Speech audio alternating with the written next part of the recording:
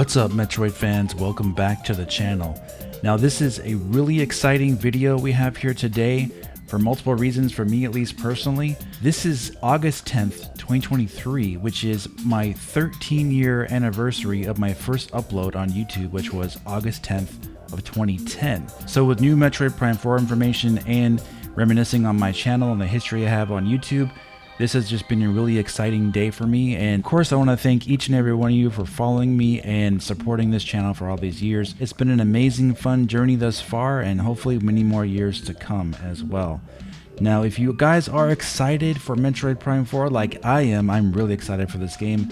Been excited for it ever since it was announced in 2017. If you are excited for this game to be shown soon, which is probably going to happen, please hit that like button and let me know what you think about this information in the comment section. But we got quite a big rumor that was spread out recently on a podcast from a very unlikely source, which may actually lead more credence to this being correct than anything else.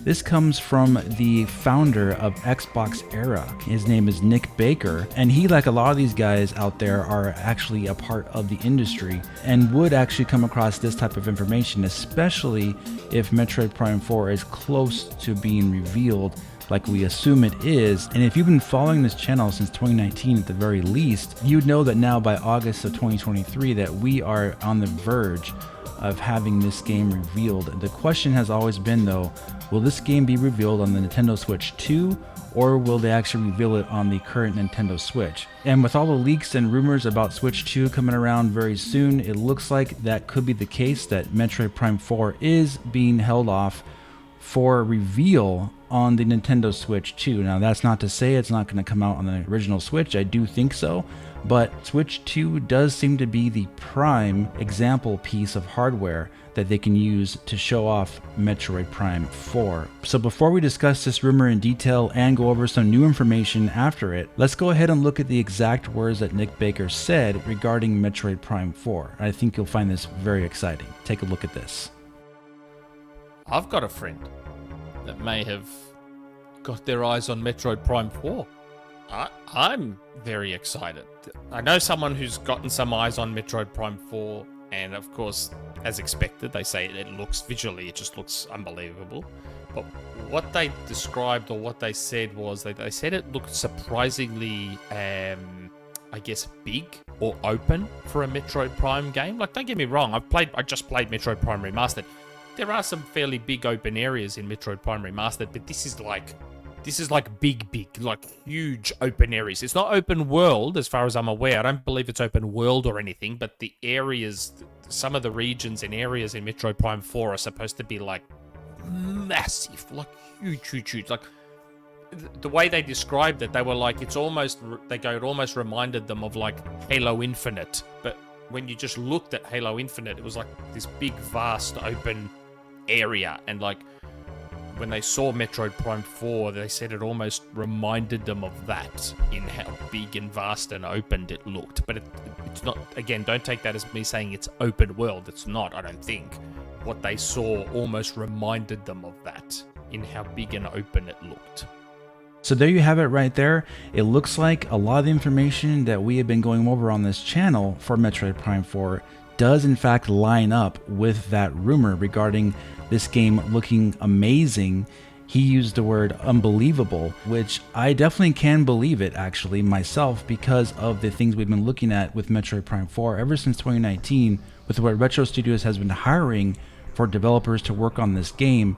These are the top of the line AAA, if not quadruple A level developers that they've been hiring to work on Metroid Prime 4, especially for the world building and graphics department and all the special effects and techniques that they're using. Ever since they've been hiring for these positions, these are the absolute best developers in the world in their field that Retro Studios and Nintendo have been hiring to make this game, which also has led to many believing that Metroid Prime 4 will in fact be a Nintendo Switch 2 showcase title, along with a final swan song release for the original Nintendo Switch kind of like a cross-gen type of thing. And when you think about it in terms of graphics, Metroid Prime Remastered, in my opinion, and many others actually, is the best looking Nintendo Switch game. It makes sense that Metroid Prime 4 would follow suit and again be an amazing looking game, not only for the original Switch, but of course for any new hardware Nintendo's going to be showing very, very soon. But it didn't stop there with the game looking amazing. Another key aspect that he brought out in his rumor that he heard from his trusted source that he has, that the game was not, I repeat, not going to be open world completely, but it was going to have massive, gigantic areas to explore. He said it was kind of similar, at least in his opinion, to be as big as a Halo Infinite type of thing, where you're exploring these big, large open areas that are perhaps connecting to other areas. But he made it clear multiple times that Metroid Prime 4 is not going to be open world. So you could probably think of this as a Metroid Prime Remastered type of situation, but expanded upon. So basically these very large open areas that are connected to other parts of the world, but not necessarily all seamlessly connected. You're going to have separate sections that are very big as well, that are closed off. Most likely with the tried and true 3D Metroid Prime doors that they have, you got to have those iconic doors, right? So most likely that is the case, and I talked about this multiple times in the past couple years.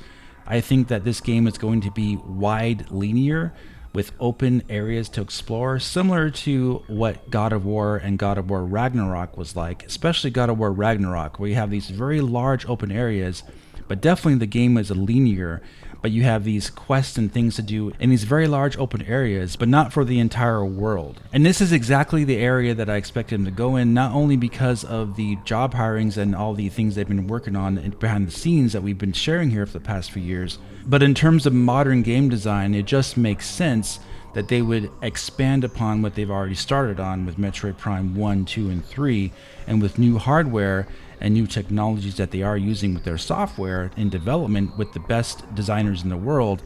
No doubt it would be expanded upon, just like a much larger Finjana Driss, for example. Maybe you have a similar type of area in Metroid Prime 4, but maybe 2 to 3 times the size of that.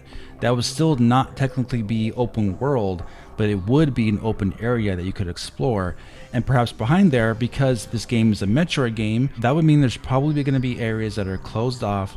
They would be coming back later to open up when you have the extra abilities and extra movement abilities that Samus will get, no doubt, in that game to become the ultimate bounty hunter, as we're expecting and excited for. So this is extremely exciting to me. It seems like this is where the series was heading, and I definitely did expect this game to look amazing, but it is nice to see it coming from someone in the industry saying that this game looks unbelievable. So that is some pretty high praise when you think about it, because there are a lot of great looking games that are far beyond what the Switch hardware can do. So that, yet again, I think in my opinion, does lead credence to this being something that is a showcase title for new hardware. I can't wait to see those big open vistas and beautiful sunsets and night skies and lighting effects and all that stuff that they're going to be no doubt doing in this game. Already pretty much proven in what they've been working on behind the scenes and their job postings. They're going to be having physically based rendering. They're going to be having an in-house engine that's customized. No doubt Retro Studios is going to take full advantage of the hardware, whether it's going to be on Switch 2 and Switch OG, it doesn't matter. We know this game is going to look fantastic. So I just can't wait to see this game in action. It seems like we're right on the precipice of this game being revealed.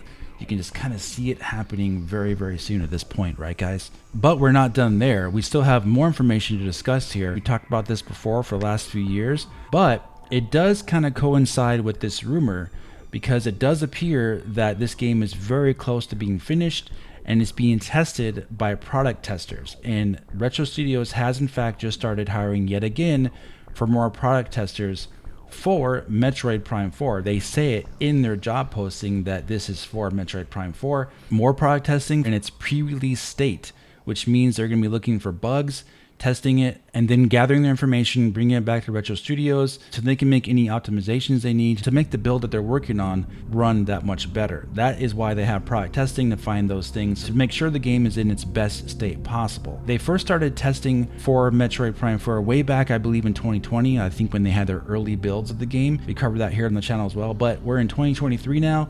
It does look like this game is getting ready to be revealed, so no doubt now is the time, the best time, to be testing a build, because they're going to be probably having a demo ready to be shown very soon. Most likely whenever they do eventually reveal Switch 2, or a few months after that, say they have a reveal trailer of Switch 2, and then they have an event where they have all their games that they're going to show in the first year. You know, they do that big old thing like they did with Switch 1 in 2017 in January. They had their big event showing all the games coming to the Switch platform. So either they're going to show a teaser of Metroid Prime 4 very, very soon when they reveal Switch 2, or they're going to have much more to show when they have their big event for Switch 2. Of course, I'm just speculating here. We don't know that for a fact, but it does line up with the information that we're seeing now.